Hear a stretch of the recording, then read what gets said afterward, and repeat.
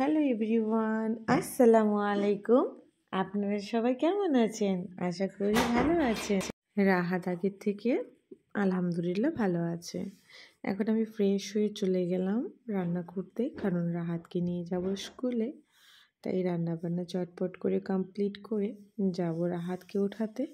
আজকে রাহাত কিছুতেই ঘুম থেকে উঠতে চাইছিল না। রাহাতকে অনেক আদর করে ডাকছিলাম, কিন্তু রাহাত কিছুতেই উঠতে চাইছিল না। কান্না করছিল, অনেকটাই কান্না করছিল যে আমি কিছুতেই উঠবো না, আমি এখন ঘুমোবো। তো যাই হোক, ওকে যখন আমি বললাম যে আমি একা মনে চলে যাচ্ছি, তখন রাহাত নিজের থেকেই আমার কাছে চলে এলো। তারপরে ওকে ফ্রেশ করে রেডি হয়ে আমরা বেরিয়ে গেলাম স্কুলের জন্য। আগের দিনের ভিডিও কিছু শেয়ার করব, যেটা আপনাদের সাথে শেয়ার করা হয়নি। এই কারণেই শেয়ার করিনি, ভিডিওটা আমি বেশি লং করতে চাই না, শর্টের উপর দিয়ে দিতে চাই, সেই জন্য শেয়ার করা হয়নি। তো আজকে সেটা শেয়ার করব। এখন চলে যাচ্ছি রাহাতকে নিয়ে স্কুলে। আর রাহাত এমনিতেও স্কুল যেতে যেতে ঘুমিয়ে পড়ে। আর আজকে শরীরটা তো কদিন ধরে তো খারাপ, তাই ও অনেক টায়ার্ড, ও ঘুমোচ্ছে। ওকে জাগানোর চেষ্টা করছি, কিছুতেই উঠছে না। তো একবার ডাকাতে খুব বিরক্ত ফিল হলো, সরো তো ভাল লাগছে না, ঘুমোবো। তো যাওয়া যাক, আগের দিন আমরা কোথায় গিয়েছিলাম। আমরা সবাই মিলে গিয়েছিলাম একটু টাউনশিপ, কারণ আমি বলেছিলাম আমার বরকে নিয়ে যেতে, ও খুব ব্যস্ত ছিল, তো সেই জন্য ওকে বললাম তো আমাকে স্কুটিটা দাও, আমি নিয়ে যাচ্ছি। তো যেই ভাবা সেই কাজ, সবাই মিলে বেরিয়ে গেলাম আমার ফুল টিমকে নিয়ে। আমি এখানে আমার বোন, দিদির মেয়ে, দিদির ছেলে, এদেরকে খুব মিস করছি, কারণ বিয়ের আগে ওদেরকে নিয়ে আমি সব সময় বেরোতাম, আর আমার টিম ওরাই ছিল। তাই আজকে ওদেরকে ভীষণভাবে মিস করছি। বিয়ের পর সাধারণত একা এভাবে বেরোনো হয় না, তো আজকে আমরা সবাই মিলে বেরিয়ে গিয়েছিলাম। রাহাতের গায়ে জ্বরটা নেই, কিন্তু ও খুব ভীষণভাবে দুর্বল, আর কিছু তো খেতেই চাইছে না।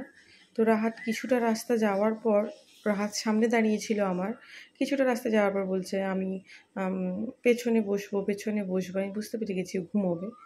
তো ওকে পেছনে বসানোর পর, নায়নাকে সামনে নেওয়ার পর, কিছুটা রাস্তা যাওয়ার পরেই রাহাত ঘুমিয়ে পড়েছে।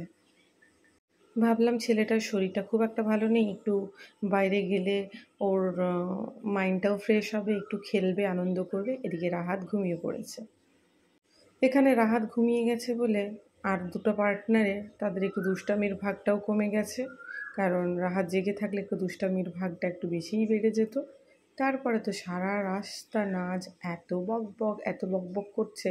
আমি ওকে বারবার বলছি, বাবু একটু চুপ কর, নাহলে তোর মুখে আমি স্যালোটেপ লাগিয়ে দেবো। কিছু কোনো অসুবিধা নেই, বাট আমি কথা বলা বন্ধ করব না। যাই হোক, অনেক আনন্দ করলাম রাস্তায় যেতে যেতে, অনেক গল্প হলো। তো দিয়ে ওখানে আমি গাড়িটা রেখে দিচ্ছি, না যেখানে একটু ভিডিও করছে বলে মা আমি একটু ভিডিও করে দিই। সারা রাস্তায় ওর মা আমার ভিডিওটা বানিয়ে দিয়েছে। তো এসে ওর মা, যেহেতু রাহাত ওর মায়ের কোলে ঘুমিয়ে গেছে, বলছে মা আমি একটু তোমার ভিডিওটা বানিয়ে দিচ্ছি। তো আমরা একটা জায়গায় গিয়ে বসলাম। আমি পৌরসভা থেকে, আমাদের বাড়ির কাছ থেকে কিছু খাওয়ার পার্সেল করে নিয়ে চলে আসছিলাম, যাতে বাচ্চাদেরকে নিয়ে এদিক ওদিক না হতে হয়, এক জায়গায় স্থিরভাবে বসে আমরা আড্ডা দিতে পারি আর সুন্দরভাবে এনজয় করে খেতে পারি। সবাই মিলে অনেক আনন্দ করলাম, অনেক এনজয় করলাম, অনেক গল্প আড্ডা করলাম। তো ভাবলাম যে একটু নদী পাড়ে গিয়ে মোমো খাবো। তো নায়নাকে নিয়ে আমি অনেকটা হেঁটেছি, কিন্তু মোমো দোকান আজকে বসছিল না। আমার ভাগ্যটাই খারাপ, কারণ নদী পাড়ের ওই মোমোটা খেতে আমার বেশ ভালোই লাগে। রাহাত এই দোকানটাতে অনেক বায়না করছিল, জানি না কেন শরীর খারাপের পর ও একটু জিদি হয়ে গেছে, অনেক বায়না করছিল। ও সেই একদম তপতপে গাড়িগুলো পছন্দ করছিল, যেটা খুলতে না খুলতেই ভেঙে যাবে। সেই গাড়িগুলো ওকে না দিয়ে আমি ওর জন্য একটা ভালো গাড়ি নিয়ে এলাম। আর রাহাতকে যাই দেওয়া হোক না কেন, ওকে যদি একটু সারপ্রাইজ বলে দেওয়া হয়, রাহাত খুবই খুশি হয়। শুধু রাহাত না, আমিও খুশি হই, আর আমি কাউকে সারপ্রাইজ দিতেও খুব পছন্দ করি, সেটা ছোট হোক ইয়া বড় হোক। ওখানে আমরা গিয়েছিলাম 7টার সময়, আমরা বাড়ি ফিরছি 9:30টার সময়। নাচ তখনও বলছে মামিমা আমরা মলে যাব, আমার এখনও ঘোরা হয়নি। কালকে নাজের স্কুল ছিল, তাই নাজের মা আমাকে বলল যে আজকে একটু ওর বাড়িতে যাবে আর নাজের বই খাতাগুলো নেবে। তাই এখান থেকে ডাইরেক্ট চলে গেলাম আমার ননদের বাড়িতে। ওখান থেকে ওর খাতা কলম বা আরও কিছু জিনিস রাখা ছিল সেইগুলো নিয়ে চলে গেলাম আমার বাড়ি। নাজ বলছে মামিমা আমরা মলে যাব না? বলছে হ্যাঁ এটাই তো বড় মল। সো ফ্রেন্ড, আজকের ভিডিও এই পর্যন্ত। আমার ভিডিওটা যদি ভালো লেগে থাকে like comment share and subscribe করতে ভুলবেন না। এইভাবে ভালোবাসা দিতে থাকুন যাতে নতুন নতুন ভিডিও করার আগ্রহ আমার আরও বেড়ে যায়।